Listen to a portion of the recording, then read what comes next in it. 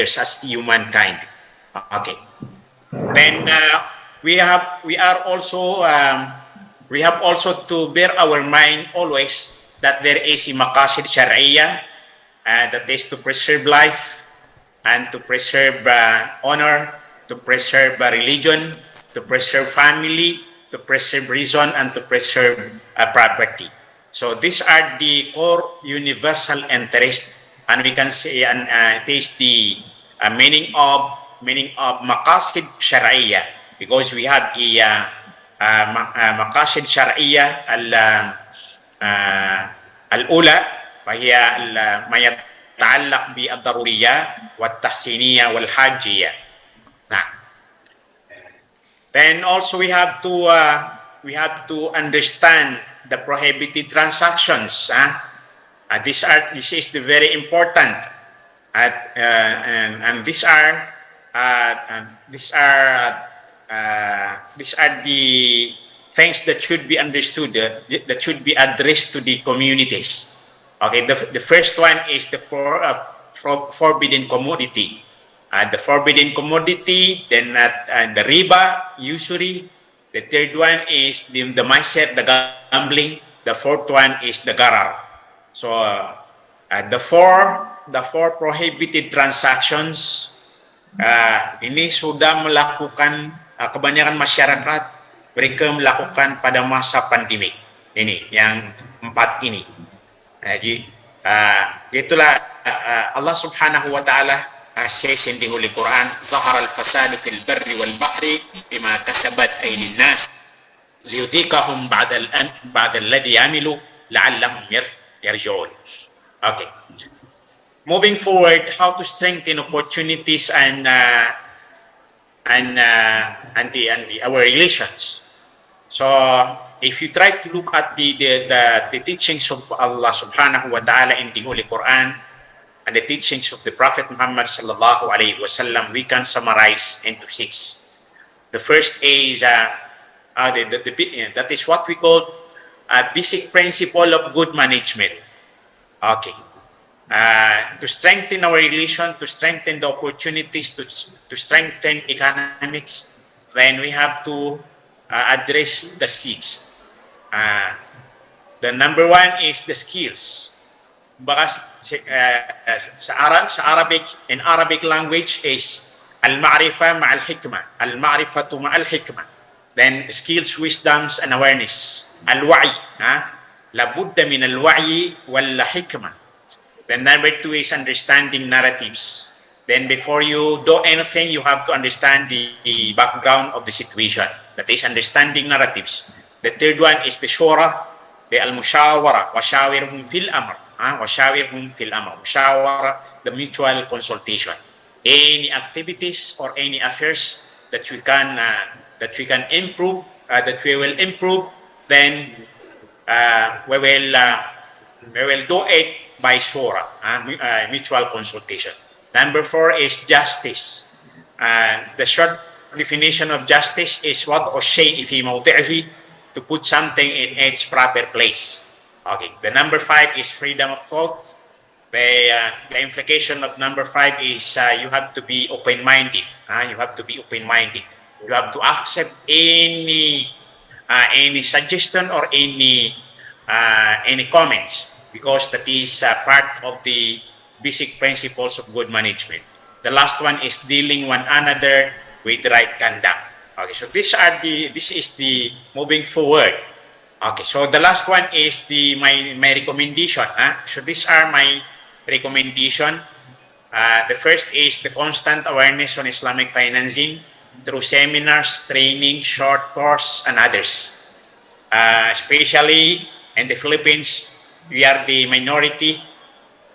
We are the minority in the country, and we are still need the constant query to our brothers from Malaysia, Indonesia, and other countries, in the neighboring countries.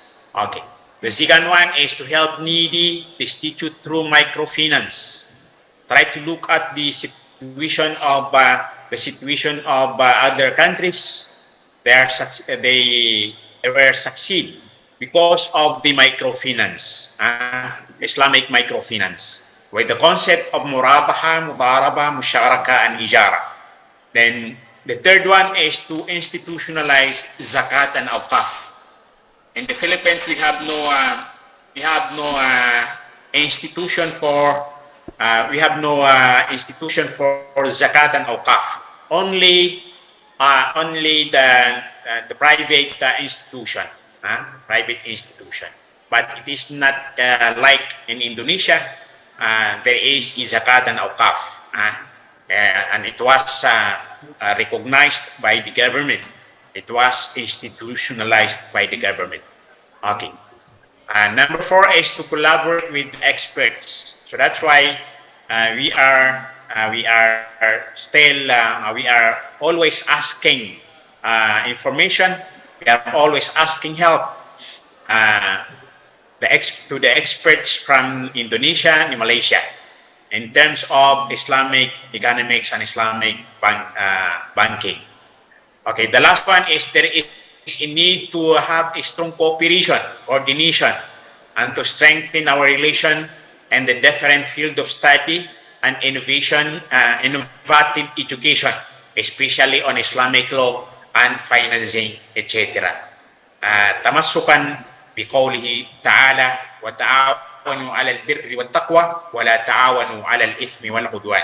So brothers and sisters in Islam, so this is because our time is very limited, and I did not explain it more because I was given 30 minutes to present this presentation, and so you can continue, inshallah, reading these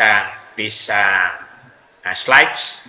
And thank you very much for being given us an opportunity to be a part of this program, especially to the host of this international conference. Allah yubarik fikum, fajazakumullahu khairan al-jaza, wa as'alallah lakum an yadima lakum dawam as-sihhati wal afiyati was salama, wa naltaqi insha'Allah fi baladikumul karim, aw in turiduna an tazuru fi baladina fa ahlan wa sahlan, wa nuqabilukum bi idnillahi subhanahu wa ta'ala. Wassalamu alaikum wa rahmatullahi wa barakatuh. Back to you, sir. Waalaikumsalam warahmatullahi wabarakatuh. Okay, applause to our first presentation. It's really interesting, yeah, because I emphasize some points from our speaker. In Philippines, there are autonomous region that called Mindanao. Yeah, and its minority. And the fact is, when I study history of Islamic Bank, Al-Amanah is one of the oldest Islamic institution. Of course, I certainly sure that there are many discussions, there are many something to elaborate, but as stated before that our discussion will begin after the all speakers has delivered the presentation. Is that okay, Professor? Yeah, so there is 10 minutes discussion after our second speaker deliver the presentation. Yeah. Okay, I'll make sure our second speaker has joined us in the Zoom. Assalamualaikum, Doctor Nurul Ain. Please unmute. Assalamualaikum, Doctor. Dr. Nurul Ain. Please unmute the speaker.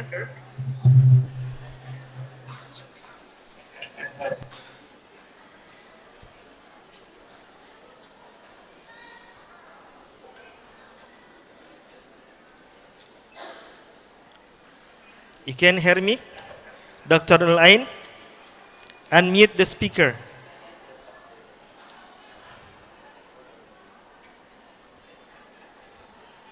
Maybe host can unmute.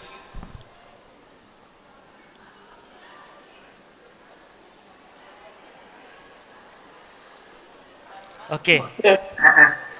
Okay. It's connected now.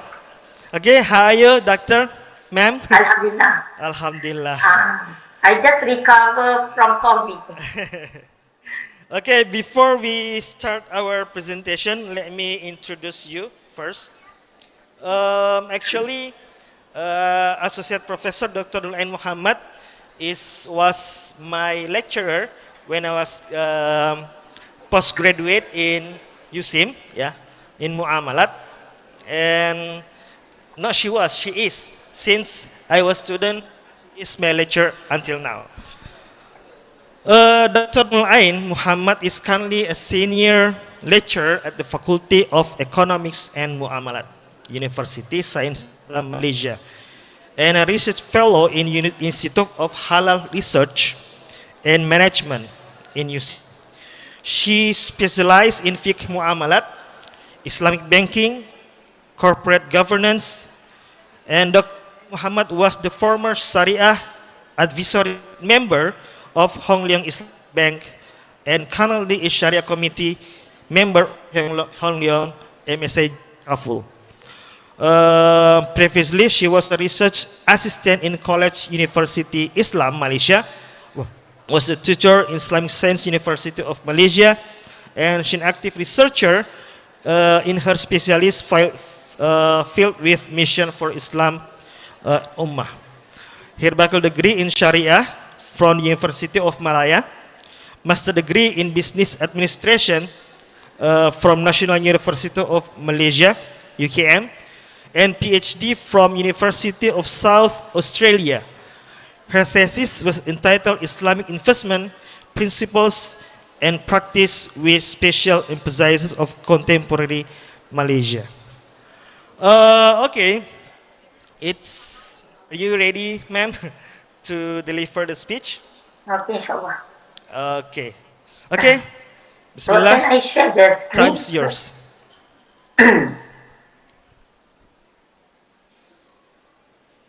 Okay, time's yours.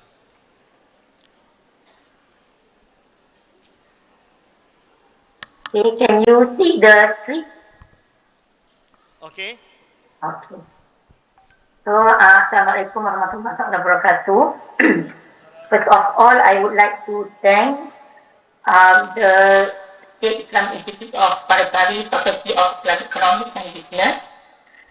Thank you also Brother Majdi, Prof. Rahman, and all the participants. So, my voice is not clear because I'm not very well, but we try to share what we have. So for me, this is part of the knowledge sharing, inshallah. So, Alhamdulillah, because I think that my topic is quite consistent with Prof just now. So the topic that I choose is on financial inclusion. So microfinancing support in Malaysia, which is I also try to link with the pandemic also, inshallah. So this is my outline. The first one, we will start with introduction. The assistance from the development financial institutions, Islamic banking, and government agency on microfinance, especially during the pandemic. And I also will bring the case of the IMD, which showing that from the commercial-based services, now they expand their wing to social-based, which is to help the micro business, especially during the COVID. You can see Bank Islam Malaysia Berhad as the first Islamic bank in Malaysia. So they try to help those who are unfortunate. And lastly, we can see what are the challenges and the opportunity, especially during the COVID. So this talk is actually part of it. I take the content from our research on flagship research grant scheme offered by USIM, right? So in general, we will look at that the word of financial exclusion. what is the meaning of financial exclusion? So financial exclusions mean people who are being excluded from having the financial facilities. It can be from Islamic banking facilities or takaful or anything that actually limit them to grow.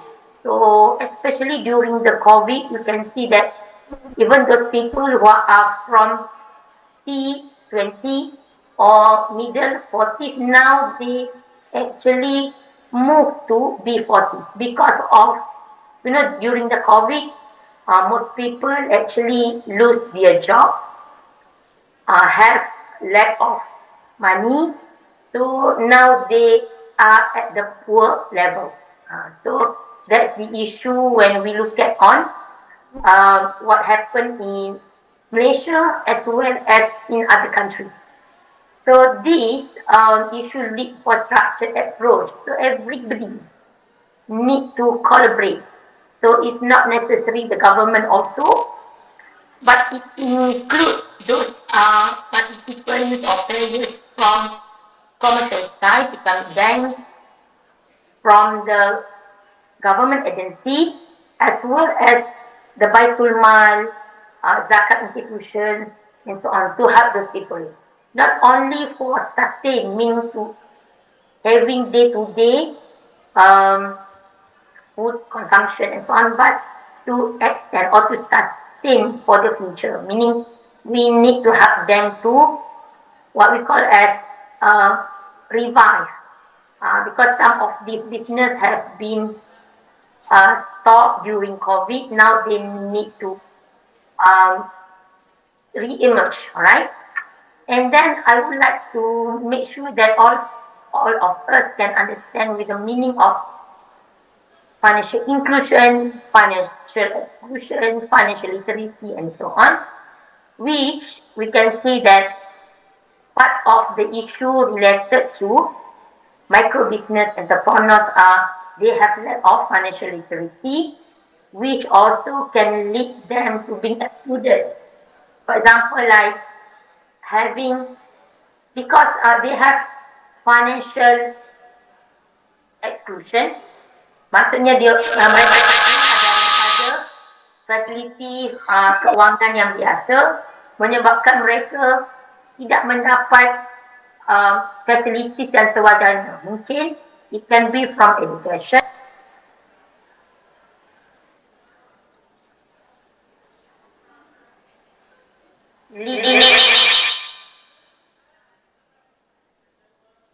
right? So these are the challenges that I can see in Malaysia also and in the other countries. For example, like micro business entrepreneurs are not familiar with the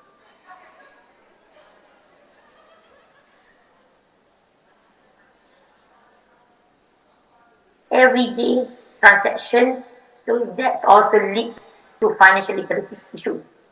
The second is borrowers of microfinance still rely on microfinance funds. So even though they actually operate for more than 10 years, but in terms of microfinance, they rely on these products. So dia tak berkembang. So business tak berkembang. So from early until now, they still depend on zakat, for example. So it is reported that by the World Bank in 2008, there are close to 1/3 of the adults is still unbanked. And some of them do not have the deposit account. So how they can get the financing? Because the banks do not have the record on themselves. So that's the issue. And when we say pasca COVID, it happened in every country. The same with Prof said just now, it can happen in Philippines, happen also in Indonesia. But in Malaysia, when we talk about micro business, we have 37 and 415 business closed during COVID, 2019, 2020, and 2021, which from these numbers, the amount of 26 come from micro business. So there are 26,000 micro businesses have been closed. It's very sad. Okay. So today I will touch about what has been played by the government, because now we cannot 100% rely on government's agency also. So every bill must work. So this is actually consistent with SDG, Sustainable Development Goals, that being introduced and pushed by United Nations. So when the government, commercial businesses, as well as what we call as third-party institutions or agencies, to work together in order to reduce poverty, that we can show here, no poverty, and also reduce inequalities and good health. Because we now, even though we can say that we are quite okay with COVID now, everybody can go out, but the virus is still there. So we need support for that. So in Malaysia, we can see that there are collaboration from those entities. For example, like government agency now, they push towards giving the financial assistance to those micro business. We can see also Islamic Religious Department through zakat entities in each state, as well as the Baitul Mal. They give zakat not only for the purpose of daily consumption, but at the same time to help the business to grow using zakat income, duit daripada zakat, as well as commercial entities like banking institutions and DFI. Now they try also to support this, try to support those people who are affected. Okay. So now I will share some of the initiatives provided by the financial institutions in order to help the micro and SME. Okay, so in Malaysia,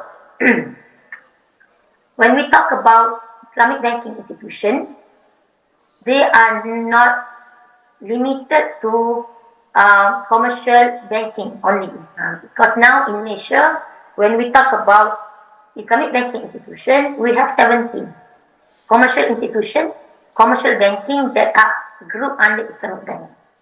So ada 17 banks di bawah Islamic banking umbrella, and then we have DFI.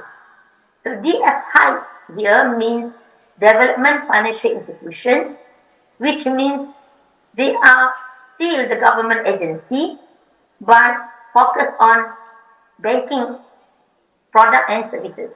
For example, like Agrobank.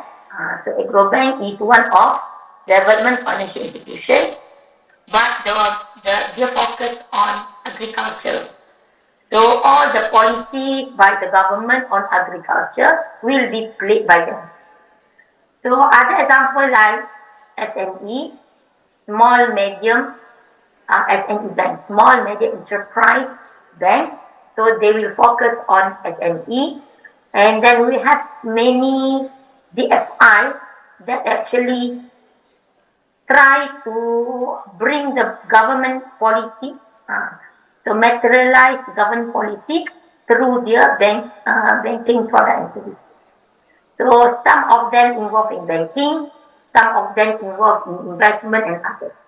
So they are categorized under development financial institutions. So there are government agencies that also help the micro business. Example like the cone. If you are familiar with the cone, or if you are familiar with Amanah Ikhtiar Malaysia, AIM, so all those government agencies also help the micro business through providing the microfinancing, Islamic microfinancing. And we have Islamic Religious Department that also help those poor to sustain as well as to use those money from them for the business purpose. So I bring here the example from our research. For example, like SME Bank that I said just now, small medium enterprise business, small medium enterprise bank. So this bank which bring the government policy. So they involve with, or they offer the product of financing for SME, small medium enterprise business, as well as micro. And then we have agro bank, also have the SME and micro by giving or offering their financing products. The same with Bank Pembangunan Malaysia Berhad. So this bank focus on development, also provide these products. So we look at on others. Kita ada lagi Export Import Bank of Malaysia Berhad. This also DFI, Bank Simpanan Nasional Berhad, and Bank Kerjasama Rakyat Malaysia Berhad. So some of these DFI, they say these six have their own Islamic banking products, and they help the micro and SME. But after this, I will touch on what are the issues that some of these micro business cannot get or cannot be given the financing. Ada produk tapi mungkin dalam setengah keadaan mereka tidak dapat financing juga, right? So in detail, these are some of the products given by SME. So for micro, we have Dana Usahawan Muda, SME Technology Transformation Fund, Skim Pembiayaan Ekonomi Desa. So Desa means village. Dana Rantaian Bekalan Bumi Putra, which means for supply chain and tourism, Pembiayaan Lestari Bumi and others. So SME, we can see that they focus on government policy.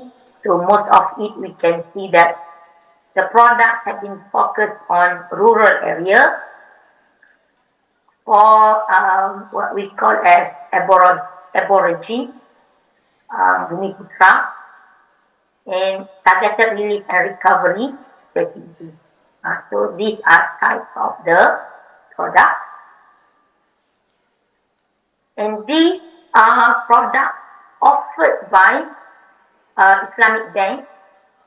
So let's say Afin Bank, M-Bank, National Finance, and ICEFB Islamic.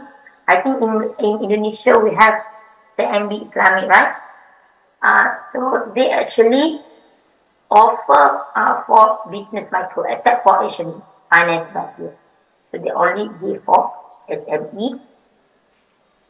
And next, we look at on others like Holland Islamic Bank Berhad, Bank Islam Malaysia Berhad, White Finance House. So this is it's not local bank. So they did not provide the micro, and Bank Muamalat Malaysia Berhad. This is the second full-fledged Islamic bank in Malaysia. Right? That RHB, Islamic Bank, the local one, we have micro. RHB is not local, and then they do not have the micro financing. We have Alliance and Medan Islamic Berhad. So in Malaysia, we have two that are fully fledged Islamic banks, Bank Islam and Bank Muamalat. Others, we have the subsidiary, which means that the group is conventional, but they have the subsidiary of Islamic. For those who are not familiar. Alright? So HSBC here, Standard Chartered, Public Bank, and OCBC.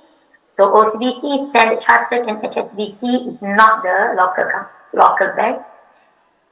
And so most of these do not offer for micro financing products. Okay. So in total, we have 17 Islamic banks in Malaysia, either full-fledged. Full-fledged means daripada awal bank Islam ini ditubuhkan sebagai bank Islam. While when I said subsidiary, the mother is conventional, but then they develop the subsidiary and offer Islamic bank, which still need to have license from the Central Bank of Malaysia, right?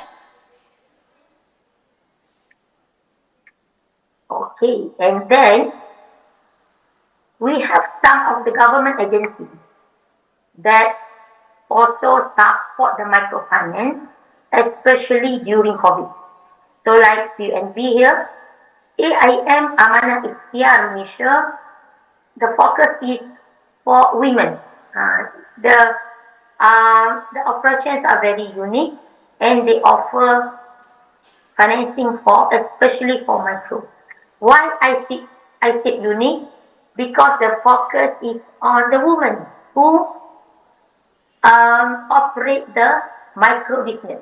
Because when we go across in Malaysia, we can see that many women involved in micro business. So they provide food, they provide services like tailoring, and then stationaries, involved with craft. So many women involved in small business. So AIM, one of the objectives is to help the women, and they actually offer the Islamic financing products. The same with Tekun now, because last time AIM and Tekun, they offer conventional products, conventional financing or loans.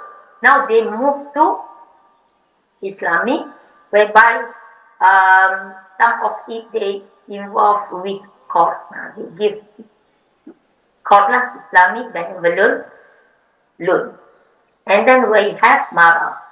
MARA also one of the government agency providing funds together with training as well as the facilities.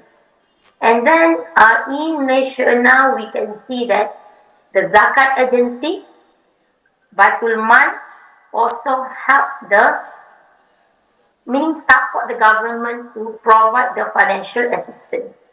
Okay, in Malaysia we have state, and then we have what we call as wilayah. So we have wilayah persekutuan, which means in Kuala Lumpur. I think Brother Majdi and some of our friends are familiar with wilayah. So we have three wilayah, which means they are not state. They are being governed by different admin. So in Kuala Lumpur, Labuan, as well as Putrajaya. So they have their own admin, which means they are being governed by different mufti for the Islamic one. They have their own zakat collection agency and zakat distribution agency. So they have their own, right? And in each of the states, we have different Islamic religious departments. They have their own zakat collection institution and zakat distribution institution. So I put here like MAU, Majlis Agama Islam Wilayah Persekutuan. So they actually govern three wilayah, the one that I said just now, KL, Kuala Lumpur, Putrajaya, and Labuan. So they collect zakat from these wilayah and then distribute those funds to us now from this wilayah, as well as sometimes they also have the financial institution. Let's say like Usim, we got also zakat from Majlis Agama Islam Negeri Sembilan because we are under the state of Negeri Sembilan. as well as we also get some help from our also. So that's how they work, right?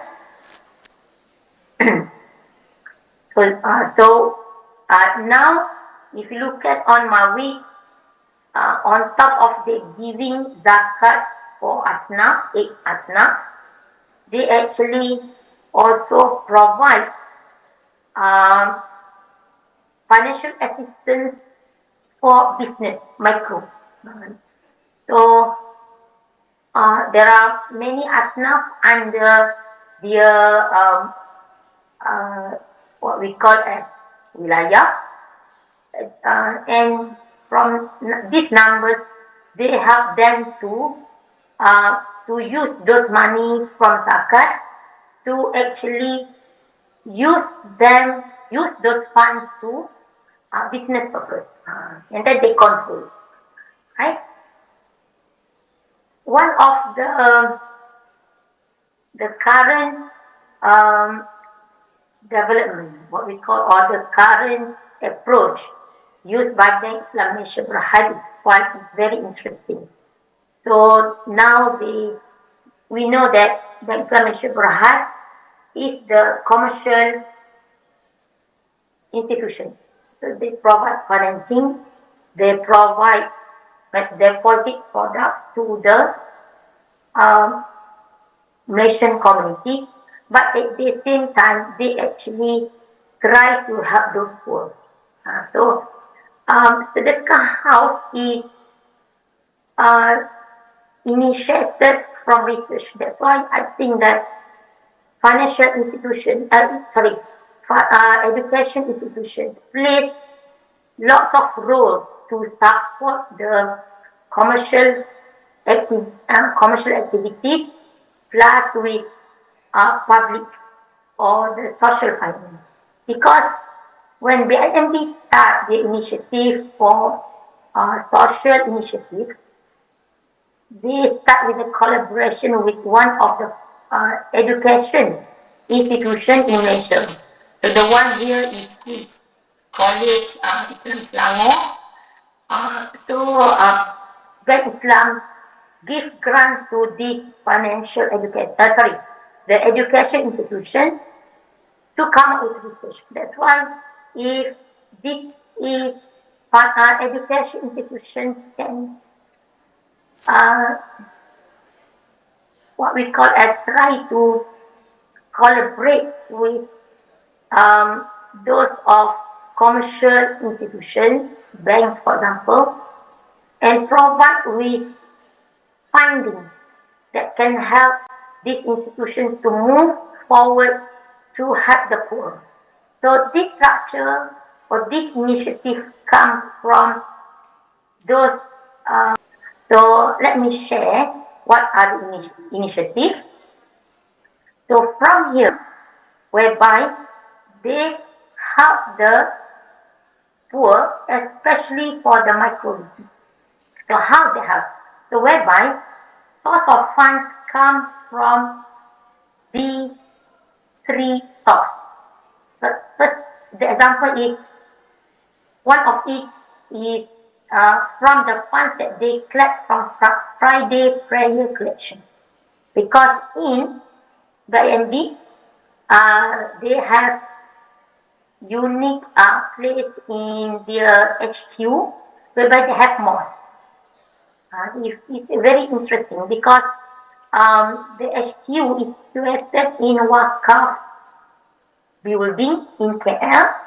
So in that building they have mosque whereby they perform the Friday prayer. So they collect 5% from it, put in this funds management, right? And they also collect money through their website and through the campaign, take money from public, individual, institutions and company, also channel to these funds. And Bank Islam also have Sharia non-compliant income. So for example, like they might involve with some of the non-compliant, they get non-compliant income, so they will put together in this and have the matching grant if any, right? So from here they will put those money in this pool of funds, right?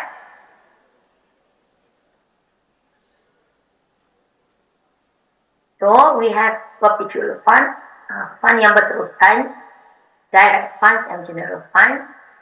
So those money considered as the right of funds because they come from the social base. So there will be no strict profit making because it comes from the infaq, wakaf, and so on. So this money will be channeled to several projects.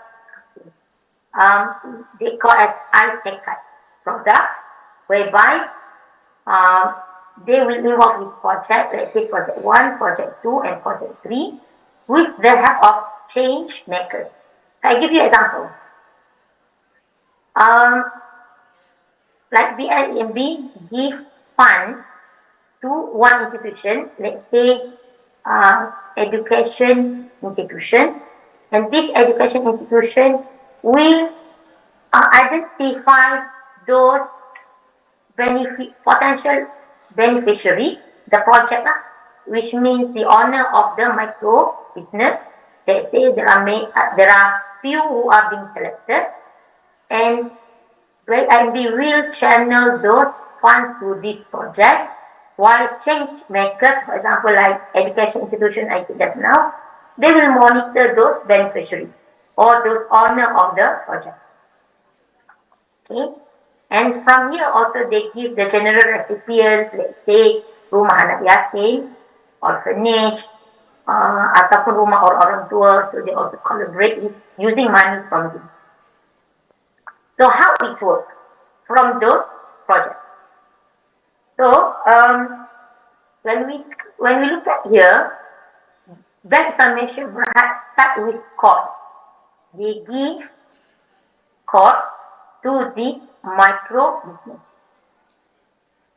meaning that if those people able to pay, they need to pay. If not, they need to because it's benevolent loan. If you're able to pay, you pay. If not, no. So they will guide those micro business owners through the change makers. So change makers will do the come later. They will graduate.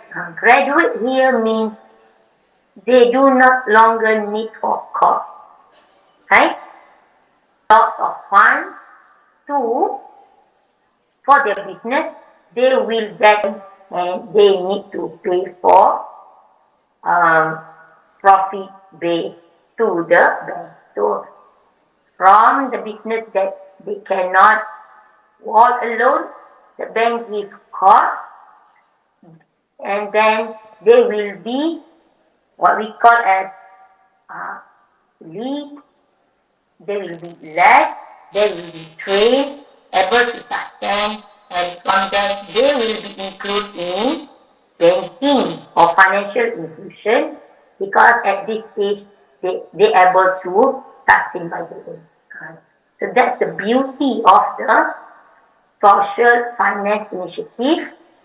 The idea, the seed also come from education institution. That's our role as that we can contribute as education institution, right? The beauty of it. So now I will go for some of the issues and challenges when we talk about microfinance. So one of it is not every financial institution serve micro enterprise, because especially for the what we call commercial institution, most of them they expect to get return from their products and services.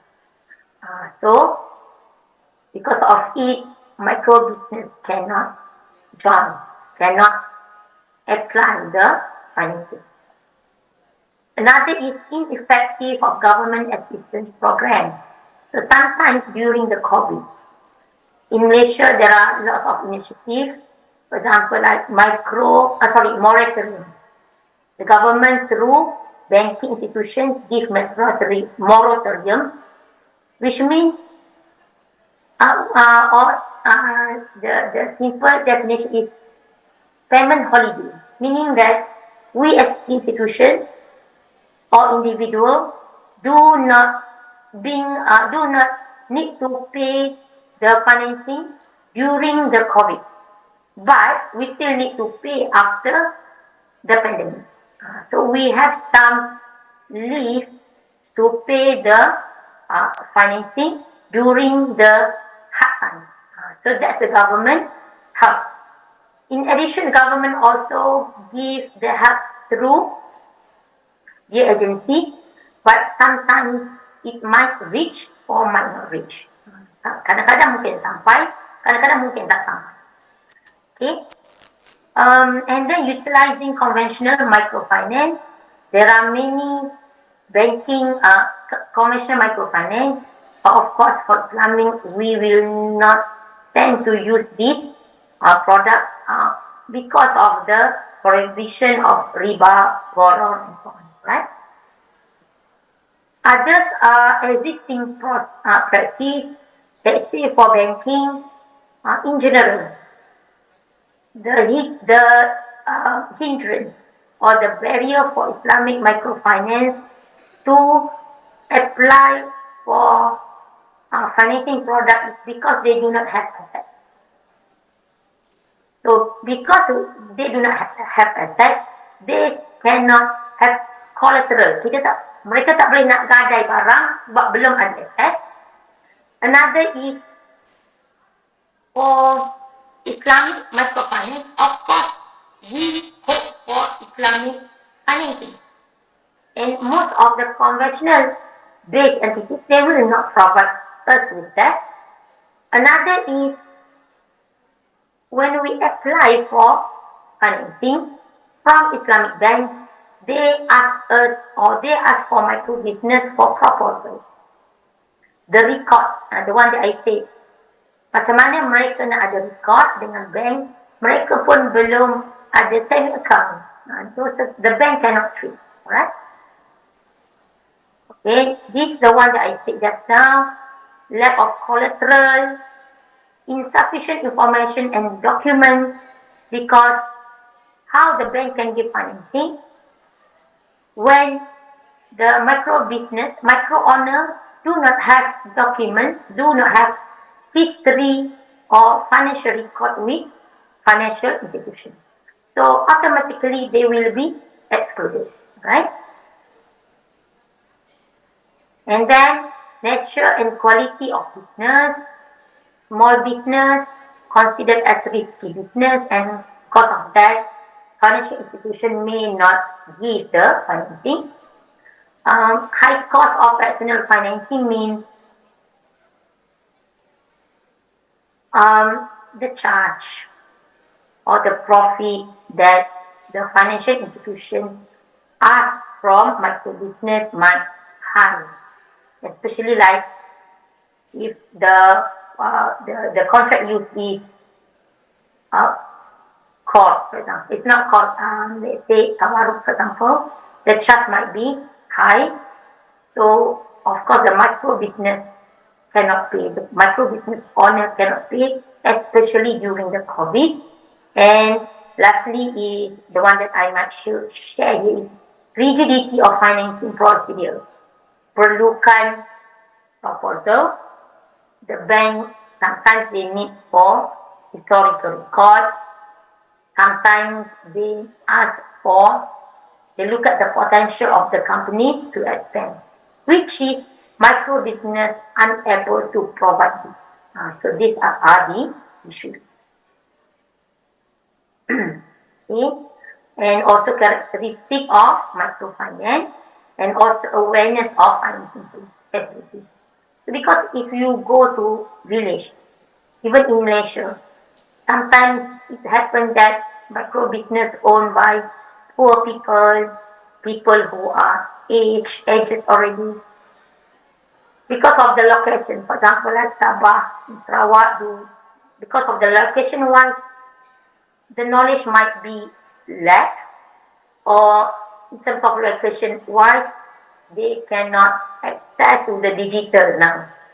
So what happened is, in terms of financial facility, they cannot reach easily. Macam di kawasan-kawasan yang jauh, facilities menggunakan digital mungkin agak susah lah. Still like fintech and so on. But mungkin agak susah bagi those people who are living in rural to access those facilities. Okay, so this the thing that I would like to sum up.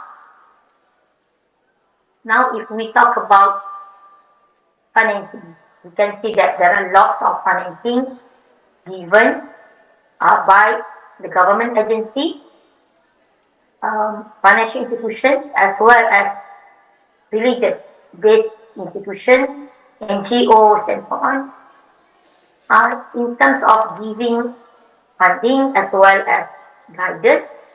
But in our research, we also found some issues related to microfinance. The first one is financial literacy training and support. How to guide them. The same with motivation. Some of these people under this category, the motivation is very low. Why I say like this? Because based on our survey from the providers of funds, they say that these people, they have lack of motivation. Sometimes the providers cannot push them. They do not want to report. They do not want to get knowledge. And because of this, even though they are being given support in terms of funding, but they still rely on monthly zakat from the providers. Mungkin operasi sudah 10 tahun, tapi mereka masih lagi bergantung pada duit daripada those funding. So, there are lots of things that need to be done. And then there is a potential now being discussed in Malaysia about, is there any potential to use zakat funds as core?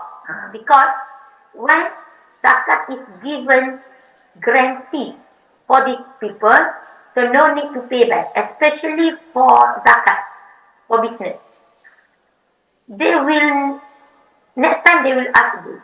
So they do not have obligation to use zakat for sustainability of their business.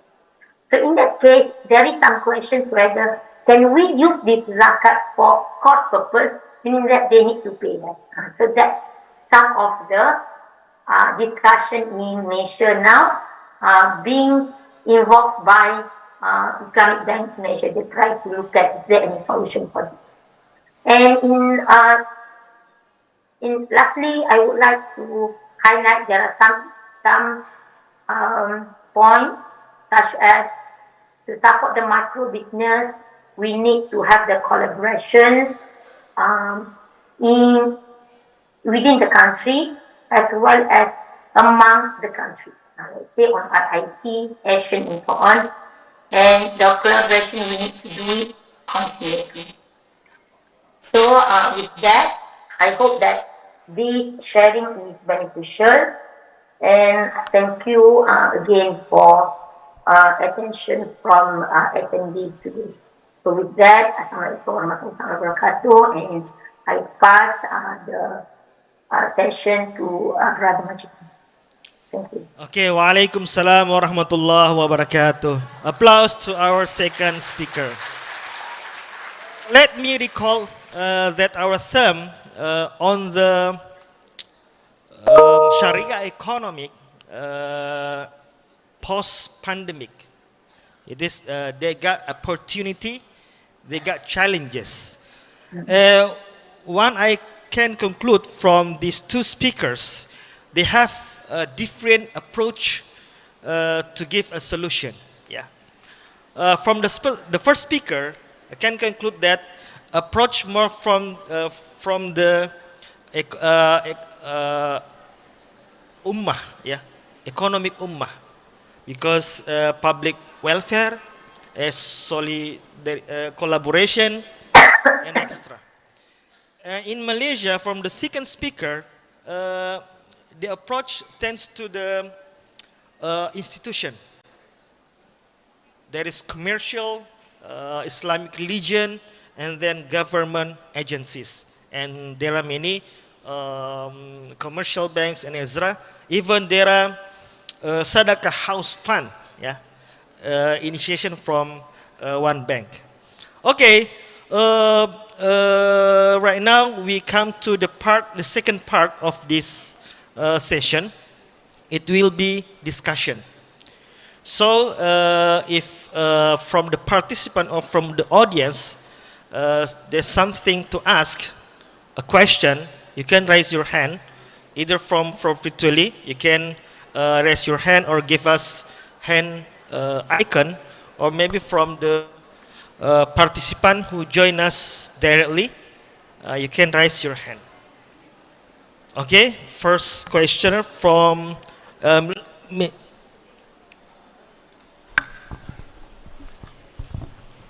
yeah, directly. Okay, second. Last one. Okay, third. There are third. Okay, later, yeah, later. Okay, thank you. Okay, thank you for the time. My name is Hardiansa from Islamic Economic Virtual Classes. Okay. I want to ask to Mr. Anwar. Anwar, okay.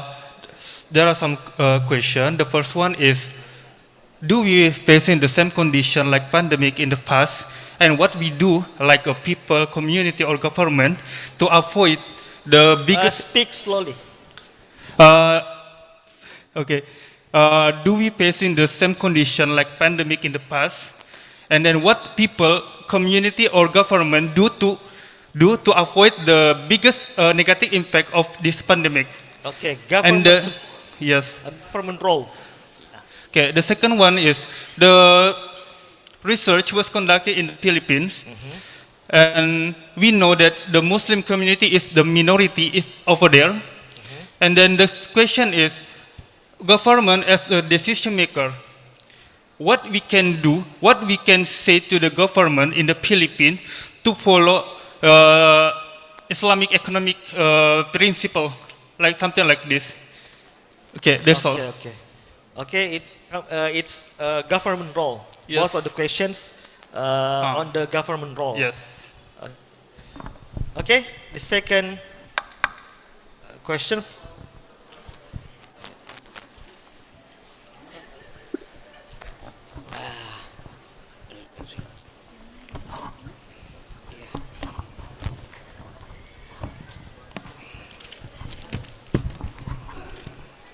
Ya.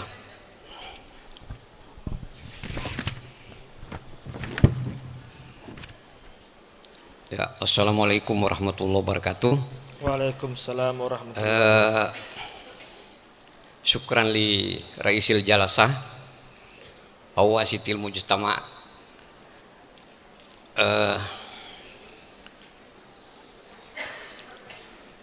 I want to ask to Mr. Prof. Anwar. The first second is how the economic foundation of Filipinos Muslim post-pandemic COVID-19 in agriculture sector, in finance institute, and home industry and others. The second question, how are the Filipinos Muslim optimizing levels in dealing with local and global crisis threats? Maybe you can repeat. Join ko juga, Birda. Repeat second question. Yeah, please make it clear. Second question. Next to Mrs. Nur Aini Muhammad. Oh, kamu nih. Melanjutkan ini. Ini bilang promosi ini. Ini tadi sudah. Dari ini.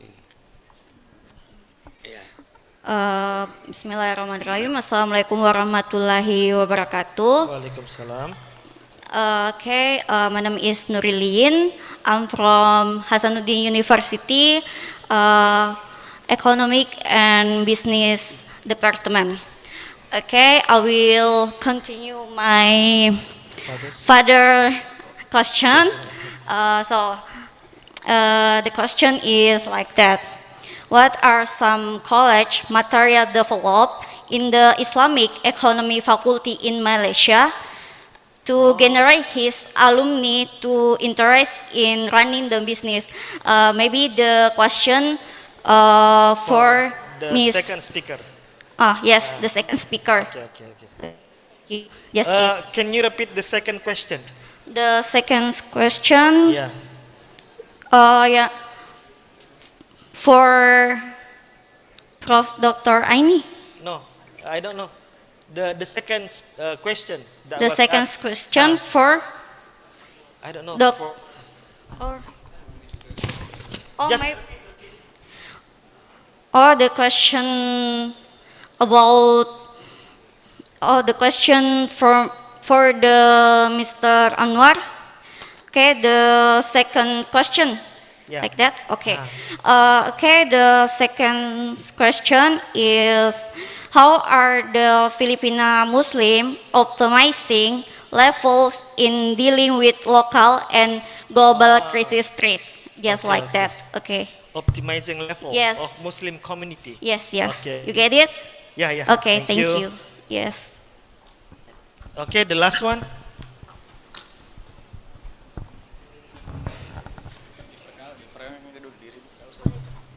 Okay, thank you for the opportunities for questioning the speaker. My question is to Prof. Anwar, which is a very general question and it's general. Okay, my question is, do Muslim in Philippines also face any social discrimination like few countries in the world? As we know that in Philippines there are some religion diversity, so do they Muslims face discrimination which make them hard to access any kind of financial funding or financial aid? Okay, that's it. Thank you. Okay. Thank you. Very good question. Social discrimination to get fund, yeah, because they are minority. Okay, there are 3 questioners, and maybe I give the time to the professor to answer the question. Time's yours.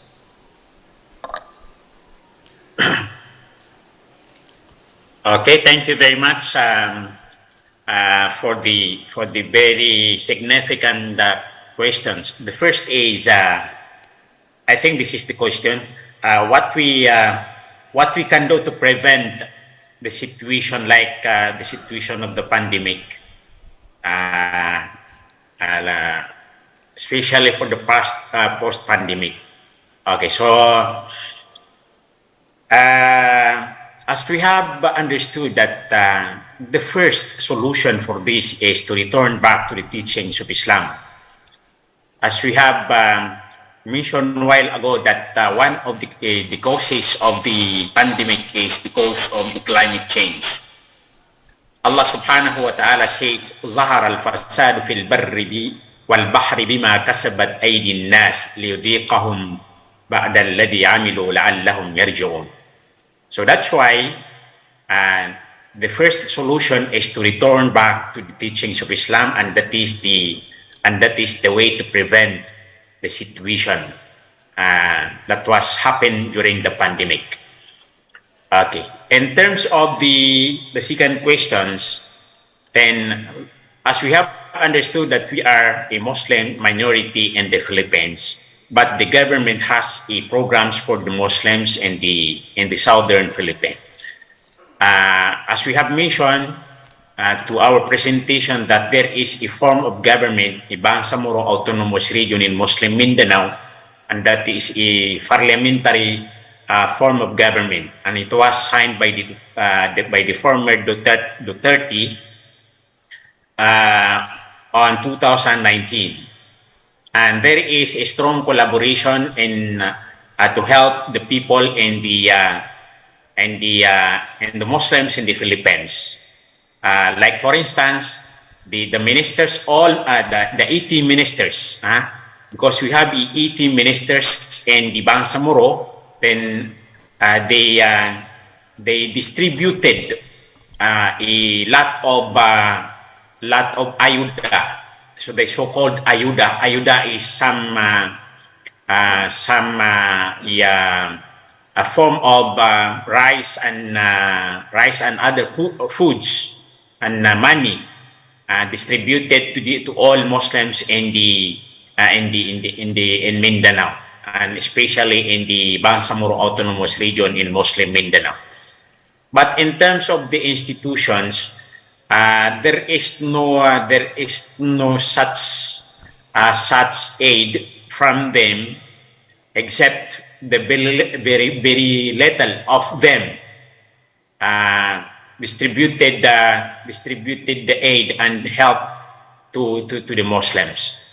But in terms of the microfinance or macrofinance, so there is no microfinance done during the pandemic. Then, in terms of the foundation on, I forgot the question of kanina yung tadi pa. Can you repeat the question? Then I did not write the question. About the optimize, how to optimize.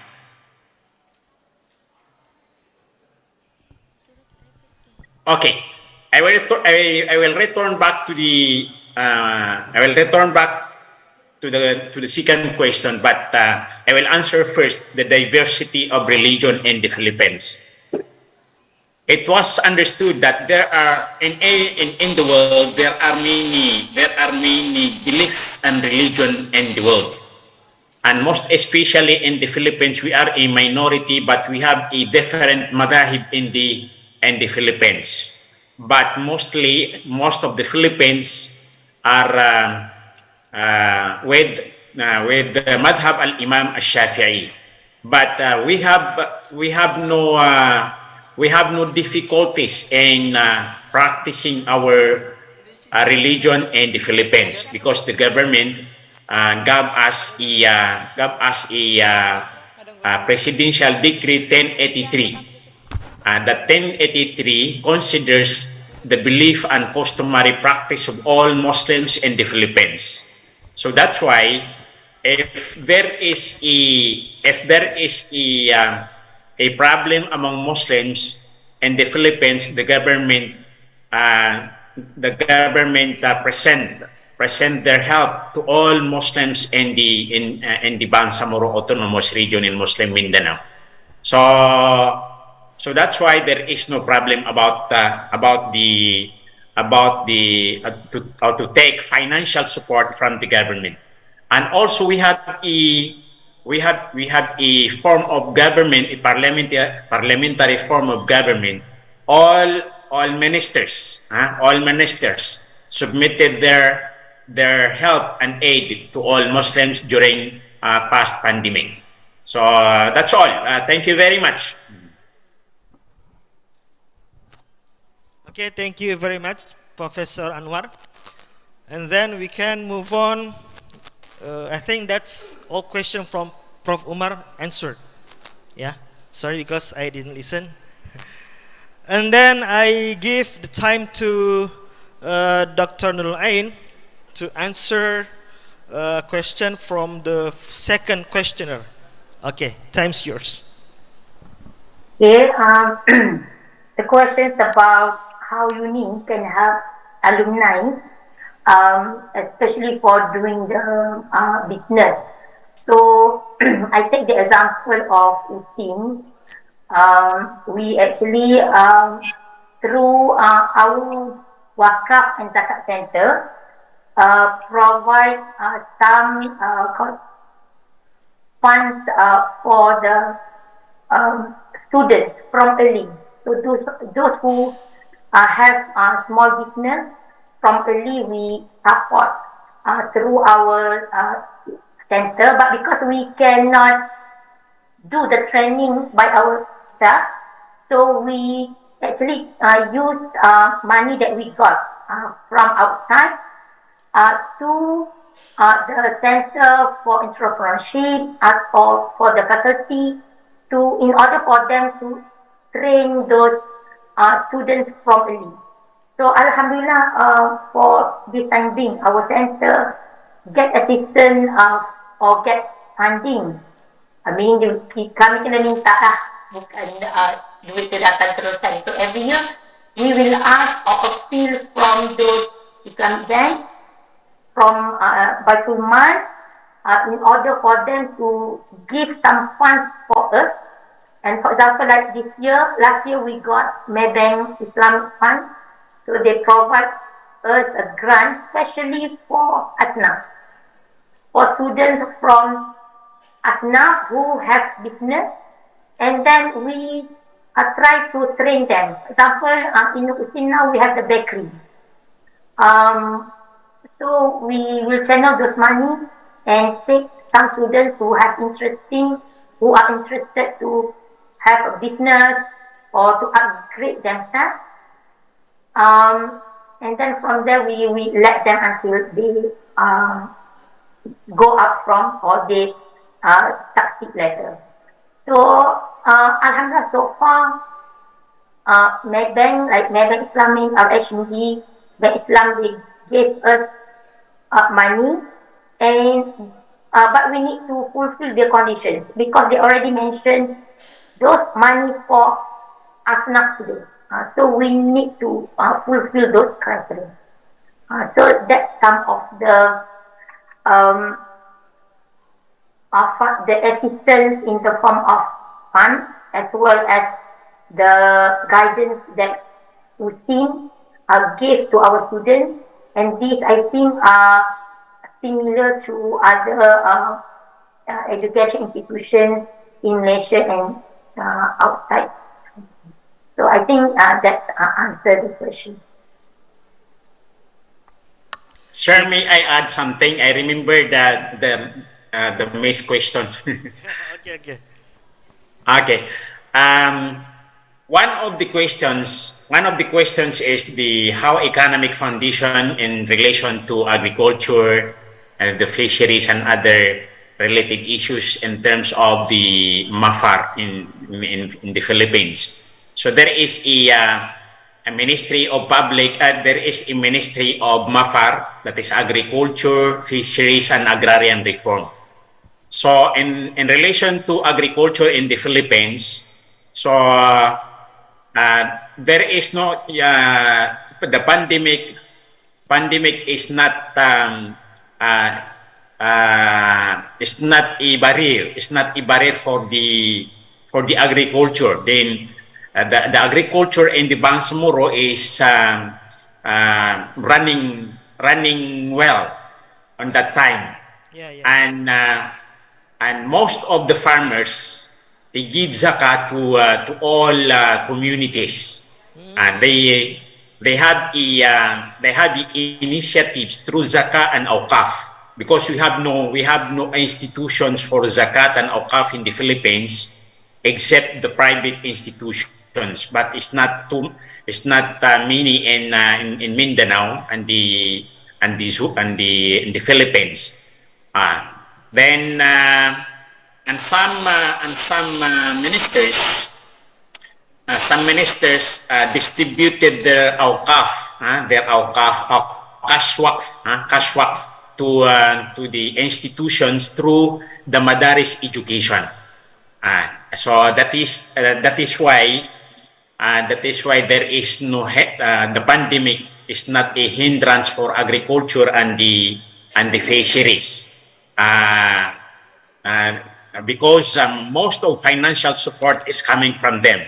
Okay, so that is what I witnessed during the last pandemic. But normally we can observe we observe the the many problems, but that is sunnatul kaun. That is the nature of life.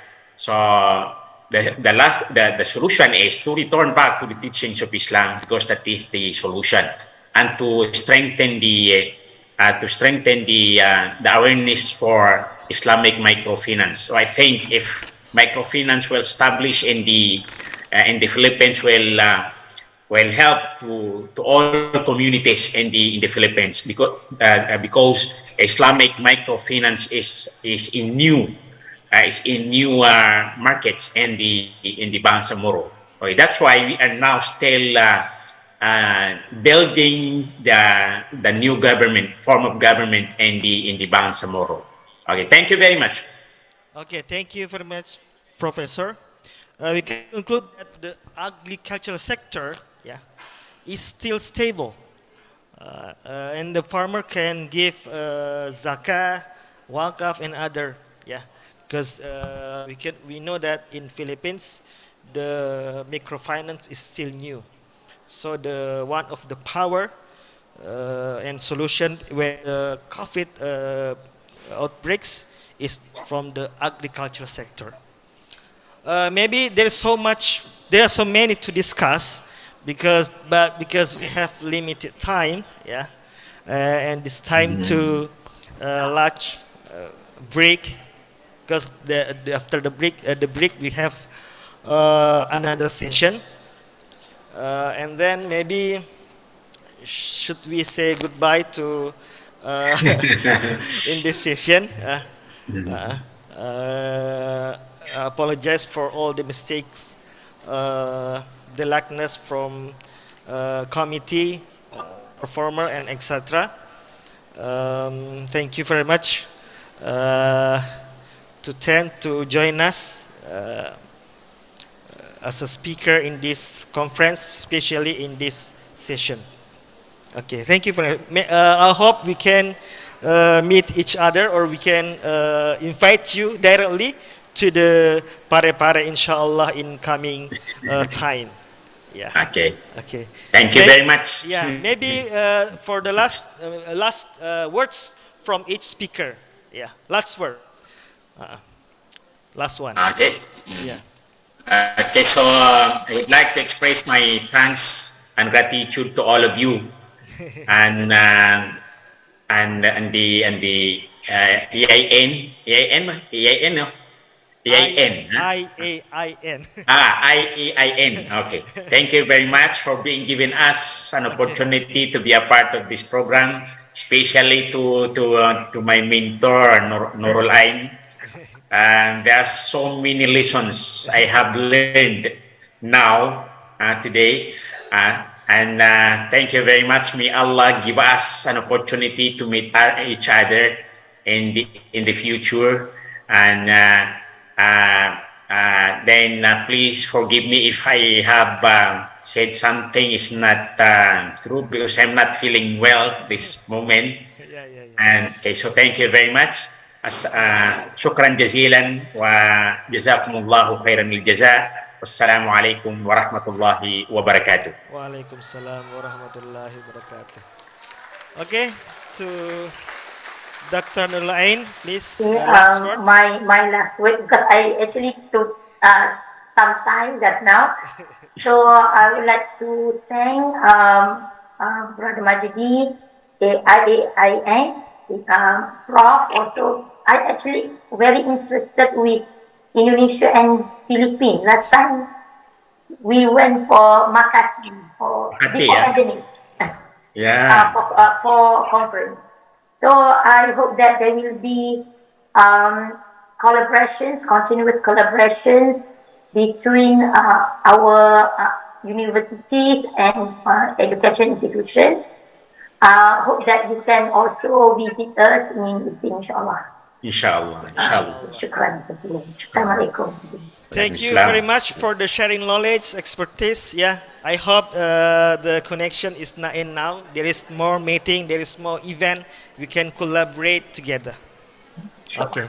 For the audience, thank you very much for your attendance, for your attention. And inshallah, we will break maybe to pray, to lunch. And then we can gather here, we can, I don't know, we can gather where? Maybe from the committee to explain whether we can continue our session.